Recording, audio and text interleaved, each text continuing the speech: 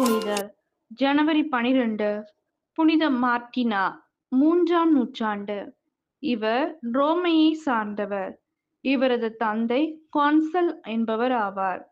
சிறு வயதிலேயே தனது பெற்றோரை இழந்த இவர் ஆண்டவர் மீது நம்பிக்கை வைத்து வாழ்ந்து வந்தார்.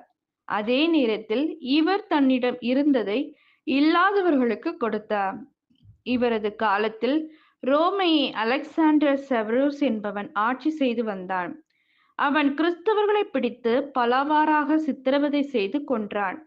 இப்படிப்பட்ட கொடியவன் மார்ட்டினா ஒரு கிறிஸ்தவள் என்பதை அறிந்தும் அவன் இவரை ரோமை கடவுளுக்கு தூபம் காட்ட சொன்னான். அதற்கு இவர் மறுப்பு தெரிவித்ததால் இவரை பலவாறாக சித்திரவதை செய்தான். அப்பொழுதும் இவர் தனது நம்பிக்கையில் மிக உறுதியாக இருந்ததால் முடிவில் அவன் இவரை தலையை வெட்டி கொன்று போட்டான்.